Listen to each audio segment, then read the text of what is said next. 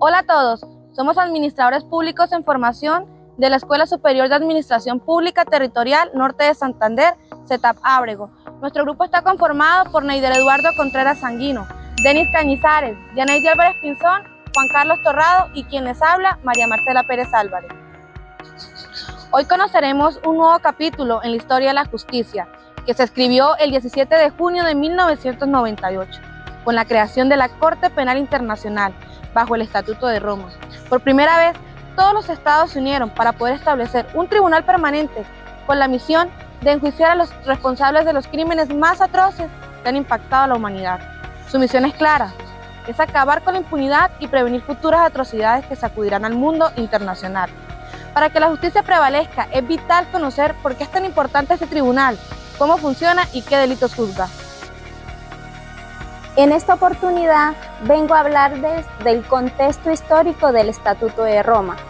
Antes del Estatuto de Roma no existía ningún tribunal penal internacional permanente, sino tribunales temporales, creados con el fin de abordar crímenes cometidos en situaciones específicas, como los juicios de Nuremberg y Tokio, que se realizaron entre 1945 y 1946, que fueron los primeros tribunales temporales internacionales creados para juzgar crímenes de guerra, de lesa humanidad y genocidio tras la Segunda Guerra Mundial. En los años 90, tras la guerra en la ex Yugoslavia y el genocidio de Ruanda, la ONU creó dos tribunales temporales: el Tribunal Penal Internacional para la ex Yugoslavia en 1993 y el Tribunal Internacional para Ruanda en 1994, creados con el fin de juzgar a los responsables de los crímenes más graves cometidos durante los conflictos en estos países. Debido a la ineficiencia de los tribunales temporales y los horrores que se presentaron durante la Segunda Guerra Mundial y los conflictos en la ex Yugoslavia y Ruanda, genera una creciente presión por parte de la Organización de los Derechos Humanos, las Naciones Unidas y los estados de crear un tribunal que actuara de manera independiente y eficaz ante estos crímenes graves. Por esta razón, la comunidad internacional reconoce la necesidad de crear un tribunal internacional permanente para combatir la impunidad de los crímenes más graves y asegurar la justicia a las víctimas. Tras años de negociaciones entre estados y organizaciones internacionales, el Estatuto de Roma fue aprobado en la Conferencia Diplomática de Plenipotenciarios de las Naciones Unidas celebrada en Roma, Italia, del 15 de junio al 17 de julio de 1998, por representantes de más de 160 países que participaron en la redacción de este documento y que finalmente fue adoptado con una votación de 120 votos a favor, 7 en contra y 21 abstenciones, con el fin de establecer una Corte Penal Internacional que actuara como un tribunal permanente con jurisdicción de los crímenes más graves que preocupan a la comunidad internacional, como lo son los crímenes de guerra, de lesa humanidad y genocidio, y posteriormente para el año 2010 el crimen de agresión, promoviendo la justicia internacional para las víctimas de atrocidades y proporcionando un marco legal y una institución judicial a nivel internacional. El Estatuto de Roma es el documento legal que crea formalmente a la Corte Penal Internacional. Es decir, que esta no podría existir sin el estatuto, puesto que le sirve como su base legal. Además, todas las limitaciones, todas las competencias y acciones de la Corte Penal Institucional están detalladas en el Estatuto de Roma, lo que convierte a este tratado en la norma que crea y también regula la Corte Penal Internacional. Ahora bien, es preciso afirmar que el Estatuto de Roma es un instrumento vinculante, puesto que establece un convenio internacional que le da origen a la Corte Penal Internacional. Ahora bien, no solamente esto, también contiene aquellos delitos o crímenes que son señalados como graves faltas o violaciones a los derechos humanos, que podrían imputar a los individuos, y estos delitos son los de lesa humanidad, los delitos de agresión, de genocidio y por supuesto los de guerra.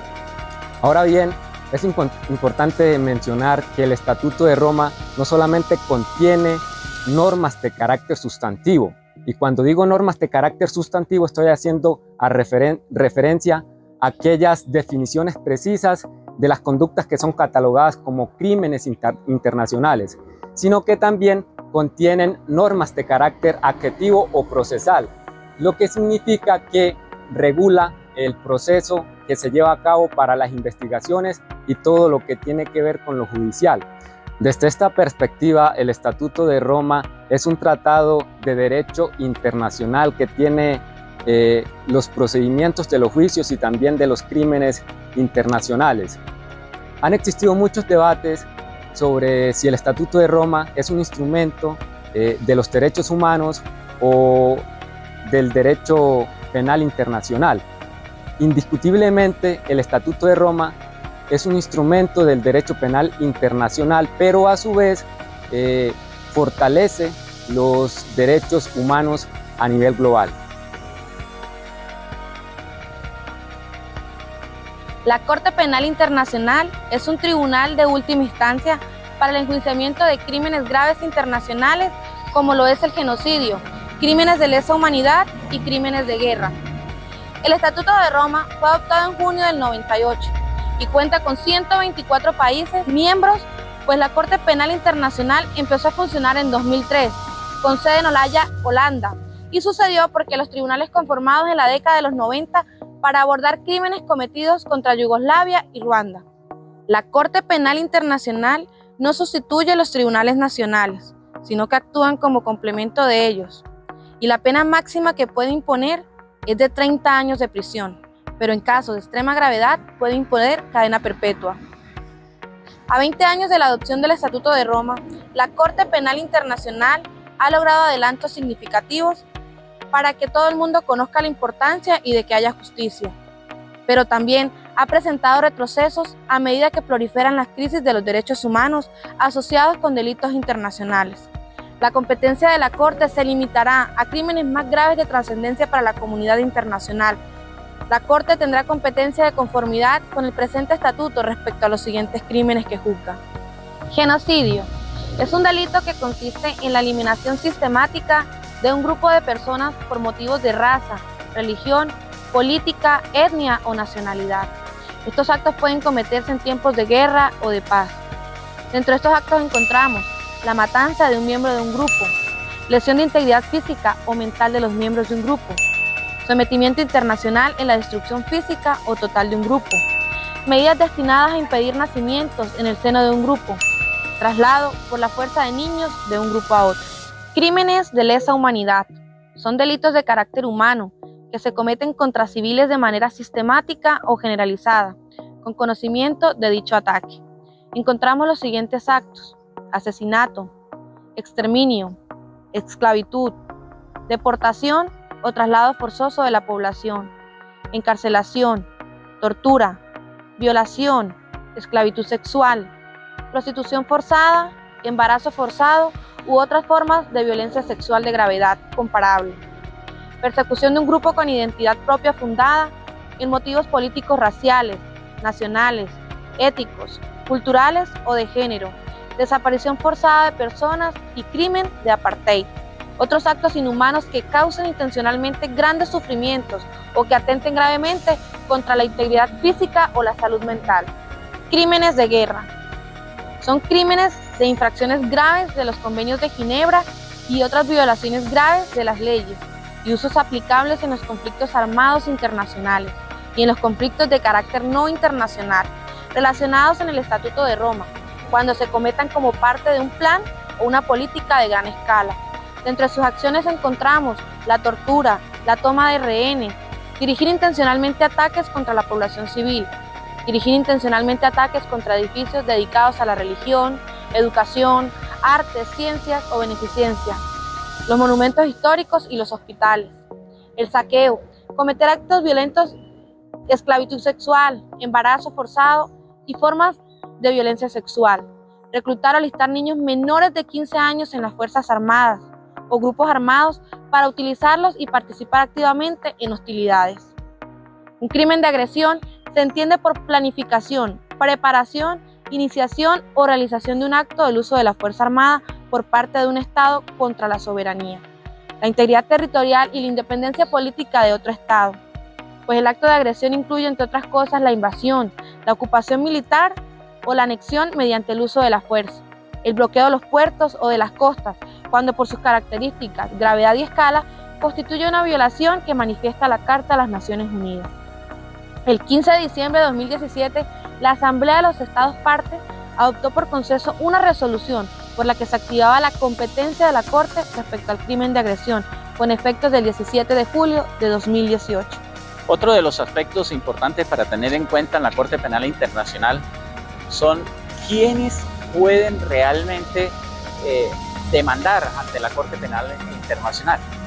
Uno de ellos son los Estados miembros. Ya los compañeros en las anteriores intervenciones han podido demostrar que los 123 estados que hacen parte de esta Corte Penal Internacional pueden ellos, como actores directos, implementar demandas ante esta misma. Otro, los estados no miembros, siempre y cuando acepten la jurisdicción como tal. Otro, el Consejo de Seguridad de las Naciones Unidas. Y por último, podemos decir que el fiscal de la Corte Penal Internacional. Una de las mayores situaciones que vivimos hoy en día en el planeta en cuanto a la violación de los derechos humanos y las diferentes guerras que existen actualmente, como la de Rusia contra Ucrania o Israel contra el Estado palestino, podemos darnos cuenta que la Corte Penal Internacional pues no juega un papel tan importante en esto. ¿Y por qué decimos eso? Porque personas que conocen el tema dicen que es tan poco el tiempo, tan poco las demandas o las penas que ha implementado esta Corte Penal Internacional con respecto a tanta violación que existe en el mundo de los derechos humanos. Miren que ya se va a cumplir un cuarto de siglo de la constitución de la Corte Penal Internacional, y lo que van son 30 demandas, con únicamente 10 condenas. La principal o la que más ha llamado la atención en el mundo ha sido contra el expresidente de la República del Congo, donde todos podemos recordar en África la violación que hubo de parte de este gobierno con referencia a los menores de edad, que los reclutaban, los exponían en el campo de batalla y los ponían como escudo ante los demás agresores. ¿Esto a qué nos lleva? Hombre, esto nos lleva a concluir, a preguntarnos mejor, ¿es realmente necesaria la Corte Penal Internacional? Pues creemos que sí. Lo que pasa es que falta herramientas para poder que sea realmente efectiva. ¿Cuáles son los procesos que adelanta la Corte Penal Internacional hoy contra personas en el mundo? Los más conocidos es el conflicto que existe entre Rusia y Ucrania. El presidente Putin de Rusia tiene orden de captura, una orden emitida por el fiscal de la Corte Penal Internacional. Y en estos días, hace muy poco, la Corte emite también orden de captura contra el presidente Nicolás Maduro.